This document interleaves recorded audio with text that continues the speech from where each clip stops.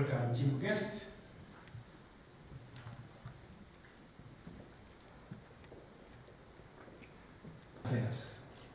The President of Yaka and Inspector General of Government.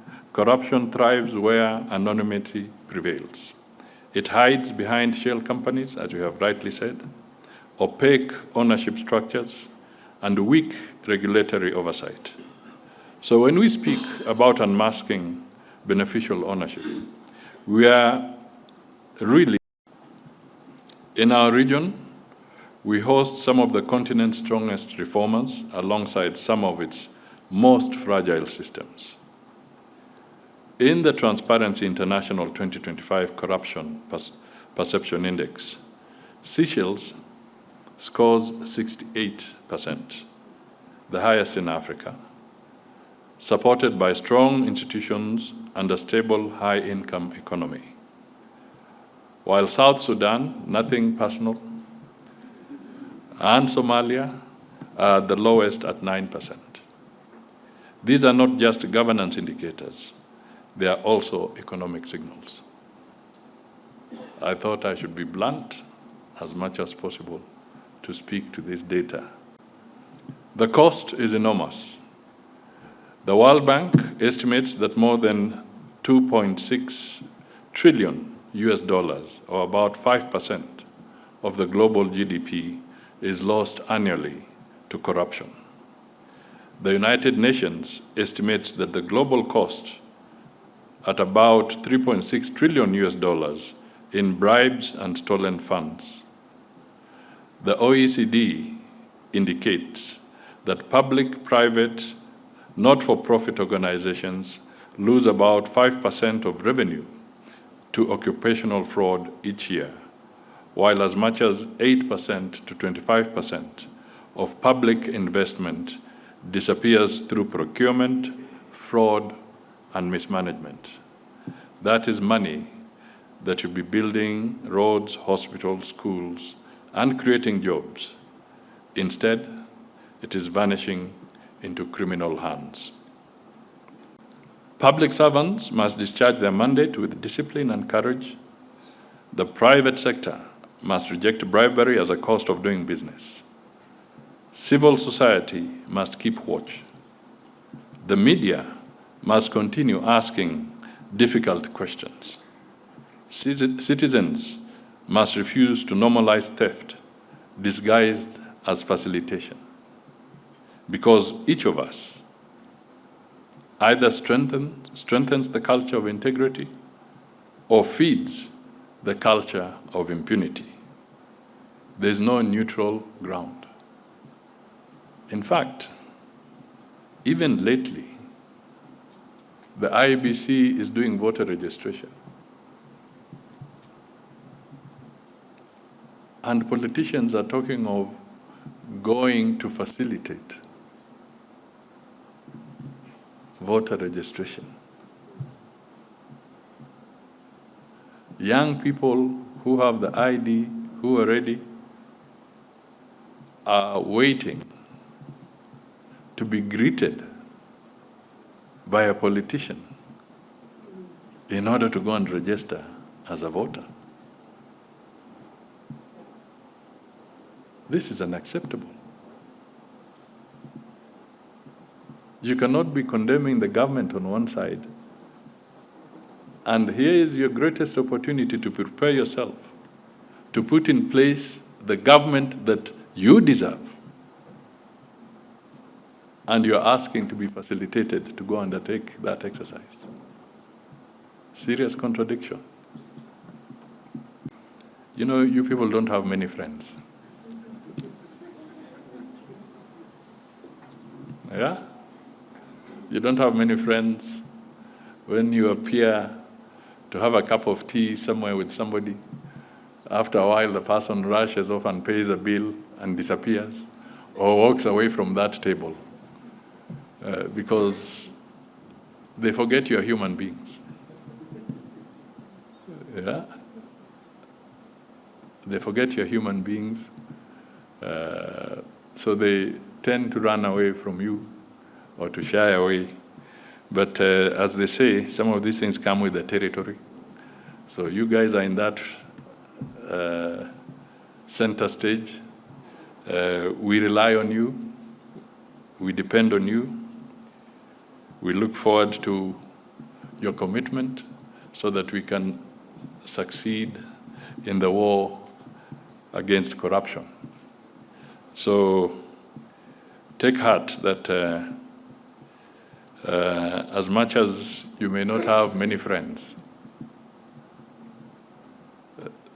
the world and the country really needs your input, your work, and the impact that you will produce, because with it you'll unlock so much potential for so many others. So as much as you don't have friends, remember God is with you.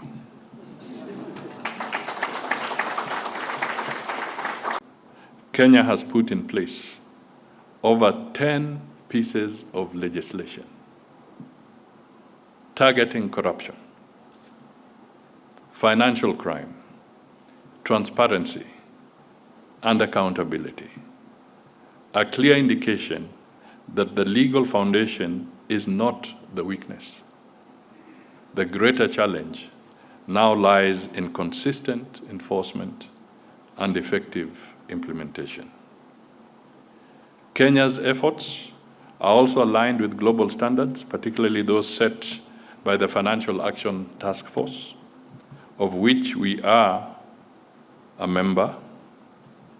The FATF's peer review framework places strong emphasis on beneficial ownership, transparency as a critical tool in combating money laundering, illicit financial flows, and the concealment of criminal proceeds. I must say, as we stand today, we are not doing very well in that area. So we have to work at it. There are people walking government corridors, walking legislative corridors, influencing our legislation, influencing very serious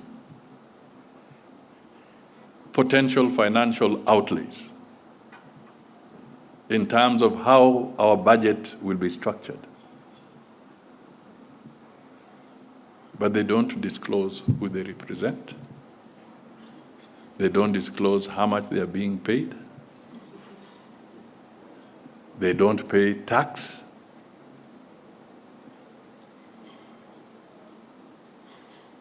But their lobbying can make a massive difference between whether a Kenyan citizen will receive medicine or not receive medicine. If you are a lobbyist in the US today, or you want to go, you have to disclose. And people must know how much you are being paid and what is the nature or target of your lobby. In Kenya, it is not happening. We must put a stop to this. Let everybody lay bare their intentions. Let us all be transparent, and let the government of Kenya earn some money through taxes for these lobbying funds that you earn. Your presence here demonstrates our country's clear and strong commitment to fight corruption, economic crimes, and associated ills. The world now faces a changing financial environment with the emergence of digital currencies, complex company structures, and increasingly sophisticated illicit flows. Corruption has adapted to these new developments. It moves across borders, hides behind paper compliance, and exploits weak disclosure systems. That is why the theme of this conference, Unmasking Beneficial Ownership in the Fight Against Corruption and Recovery of Assets, goes to the very center of the problem. corruption thrives where anonymity survives. Corruption is acting as a gatekeeper. The same report shows that 98.6% of those who paid bribes did not report them, and that the average bribe rose from 4,878 Kenya shillings in 2024 to Kenya shillings 6,724 in 2025. This is a 38% jump in 1 year. One of the most damning findings is that many citizens now believe reporting is pointless. This is a demonstration of a crisis of trust. There is another fact that should trouble each one of us. The survey found that respondents aged 65 years and above were often forced to pay bribes simply to access services, while those aged 18 to 64 mostly paid to speed up the process. The elderly are being made to pay to access services tied to healthcare, retirement, documents, and dignity. Ladies and gentlemen, that is cruel. The ultimate deterrent to corruption is the knowledge that there is no safe haven for stolen assets. We must work tirelessly to identify, trace, and repatriate assets, ensuring that proceeds of crime are returned to the public to fund schools, hospitals, and infrastructure. We are operating in a rapidly evolving global environment defined by complex financial systems, digital transactions, and virtual assets, and increasingly sophisticated networks of illicit financial flows. As we have heard, corruption today is transnational, adaptive, and deeply embedded within global systems. This reality demands that our response be equally robust, transnational in reach, technologically enabled, and institutionally aligned across borders. Digital tools will help us uncover hidden connections, detect suspicious transactions, and build stronger cases. At the same time, we must never lose sight of the human dimension of our work.